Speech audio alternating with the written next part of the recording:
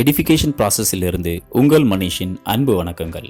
இந்த வீடியோவில் நம்ம கிராமரின் விதியை பயன்படுத்தி ஒரு நேரிய சமன்பாடுகளின் தொகுப்பை எப்படி தீர்க்கலாம் அப்படின்றத பார்க்கலாம். ஸோ இதுதான் கிராமரின் விதி. இந்த அது பார்த்திங்கன்னா ஒரு தொகுப்பை எடுத்துக்கலாம், நேரியல் சமன்பாடுகளின் தொகுப்பு. இது எப்படி இருக்குன்னா a11x1 + a12x2 + a13x3 = b1, a21x1 + a22x2 + a23x3 = b2, a31x1 + a32x2 + a33x3 = b3ன்ற மாதிரி ஒரு தொகுப்பை நம்ம எடுத்துக்கலாம்.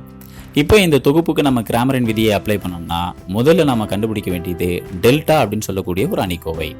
இந்த அணிக்கோவை எப்படி கிடைச்சது அப்படின்னு பார்த்தீங்கன்னா, இங்கே இருக்கக்கூடிய கண்டுபிடிக்க வேண்டிய மாறிகள்னு பார்த்தீங்கன்னா x1, x2, x3 அவற்றினுடைய கெழுக்களை மட்டும் நம்ம பயன்படுத்துகிறோம். அதாவது a11, a12, a13, அதே போல் a21, a22, a23, a31, a32, a33ன்றத பயன்படுத்தி இந்த அணிக்கோவையை கண்டுபிடிக்கிறோம்.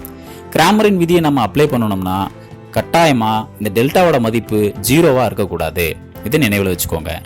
அடுத்ததா டெல்டா 1 அப்படின்னு சொல்லக்கூடிய மற்றொரு அணிக்கோவை கண்டுபிடிக்கிறோம். அதில் என்ன செய்யறோம்னா, டெல்டாவில் இருக்கக்கூடிய முதல் நிரலை மட்டும் நீக்கிட்டு அதுக்கு பதிலாக இந்த மாறிலி உறுப்புகளை நம்ம பயன்படுத்திக்கிறோம். b1, b2, b3. ஆக்சுவலாக இது அணிக்கோவைகளுடைய பண்புகளை பார்க்கும் பொழுது இந்த டெல்டா 1 என்பது x1 டெல்டாவுக்கு ஈக்குவலாக இருக்கும். இதே போல் டெல்டா 2 என வரும் பொழுது இரண்டாவது நிரலை நீக்கிட்டு அதுக்கு பதிலாக b1, b2, b3 எழுதிக்கிறோம். டெல்டா 3 வரும் பொழுது மூணாவது நிரலை நீக்கிட்டு அதுக்கு பதிலாக b1, b2, b3ன்றதை எழுதிக்கிறோம். எல்லாத்துக்கும் அடிப்படை யாருன்னா டெல்டா தான்.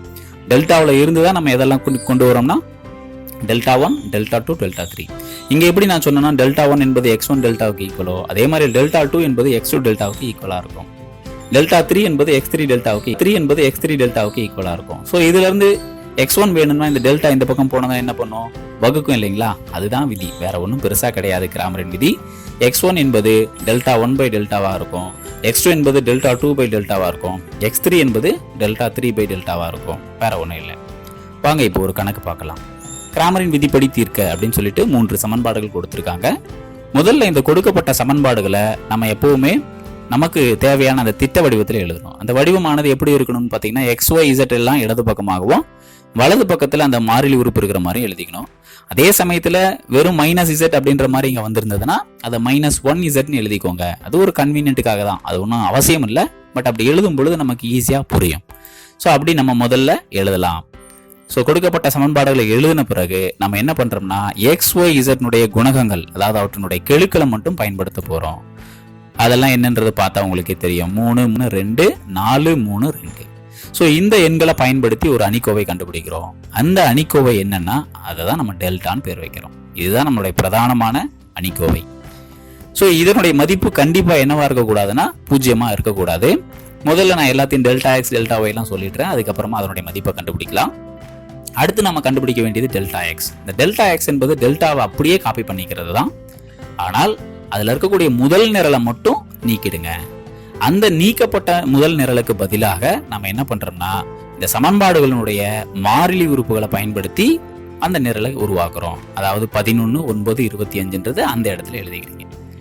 அதாவது எக்ஸினுடைய குணகங்கள் தான் முதல் நிரல இருக்குது, அதனால அதை நம்ம ரிமூவ் பண்றோம். ஸோ தட் இதுக்கு என்ன பேர் வைக்கிறோம்னா டெல்டா எக்ஸ்ன்னு பேர் வைக்கிறோம். இதே போல டெல்டா ஒய் என வரும் பொழுது ஒய்யினுடைய குணகங்கள் எத்தனாவது நிரல்ல இருக்கும், 2வது நிரல். அதனால 2வது நிரலை எடுத்துருங்க. அதுக்கு பதிலாக மீண்டும் இந்த 11, 9, 25ன்றதை போட்டுக்கலாம்.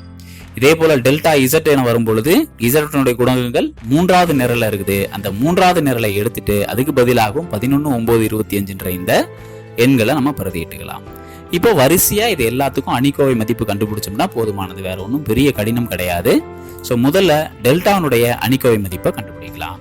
டெல்டாவுடைய அணிக்கோவை மதிப்பை நம்ம என்ன பண்றோம்னா முதல் நிறை வாயிலாக கண்டுபிடிக்க போறோம். இதை பத்தி ஏற்கனவே விளக்கமா வீடியோ நம்ம போட்டிருக்கிறோம்.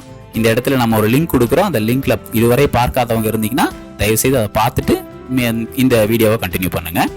ஸோ முதல்ல பார்த்தீங்கன்னா 3, 3, -1 இருக்குது இல்லைங்களா? அப்போ முதல் நிறையில இருக்கக்கூடிய முதல் எண் என்னன்னா 3.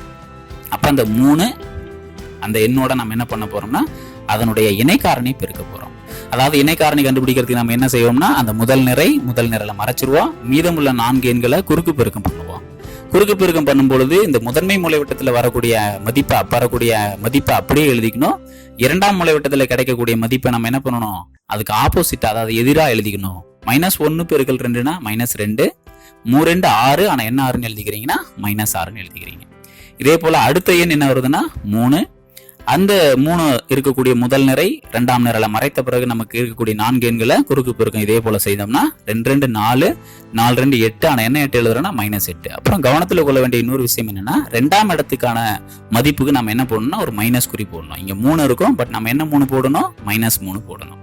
இதே போல மூணாவது உறுப்பு -1, இது என்ன இருக்குதோ அதை அப்படியே பிரதியிட்டுக்கலாம். ஸோ -1 அதை மறைச்ச பிறகு வரக்கூடிய அந்த 4 எண்களை அது போல பெருக்கணும்னா 2 3 6, -4 வருது, ஆனால் என்ன 4 போட்டுக்கலாம்னா +4ன்னு போட்டுக்கலாம். இதுக்கு மேலே உங்களுக்கு எளிமையாக தெரிஞ்ச விஷயம்தான், இதை சுருக்க போகிறோம். அதாவது 3 × -8, -3 × -4, -1 × 10, அப்புறம் பெருக்கலாம். 3 8 24, மைனஸ் இன்ட்டு மைனஸ்னா ப்ளஸ்ன்னு வந்துடும் இல்லைங்களா. 3 4 12, அடுத்து -4 10 10. அதுக்கப்புறமா ஒரே குறியா இருக்கிறதெல்லாம் கூட்டிக்கோங்க, வேற குறியா இருந்தால் கழிக்கலாம். இப்போ -24 -10 கூட்டினோம்னா -34 வருது. -34ன்றதான் பெரிய எண், அதனால மைனஸ் குறி வச்சுக்கலாம். 34ல் 12 போச்சுன்னா 22. இது போலவே நம்ம ΔX, ΔY, ΔZ எல்லாமே கண்டுபிடிக்கணும். ஸோ இது உங்களுக்கு எளிமையாக செய்ய முடியுன்ற நம்பிக்கையில் நான் விடுறேன். நீங்கள் முடிஞ்சவங்க என்ன பண்ணணும், இந்த வீடியோவை பாஸ் பண்ணி வச்சுட்டு முயற்சி பண்ணி பாருங்க, நிச்சயமாக முடியும். முடியாத ஒன்றும் கிடையாது. அதுபோல் ΔXனுடைய அணிக்கோவை மதிப்பை கண்டுபிடிச்சிங்கன்னா உங்களுக்கு -44 கிடைக்கும். ΔY மதிப்பை கண்டுபிடிச்சிங்கன்னா -66 கிடைக்கும். ΔZ மதிப்பை கண்டுபிடிக்கும் பொழுது -88 கிடைக்கும். சரி பார்த்துக்கோங்க, சரியா செஞ்சிருக்கீங்களான்னு. அதன் பிறகு கிராமரின் விதியை பயன்படுத்தலாம். கிராமரின் விதி ஒன்றும் பெரிய கடினமான விதி கிடையாது.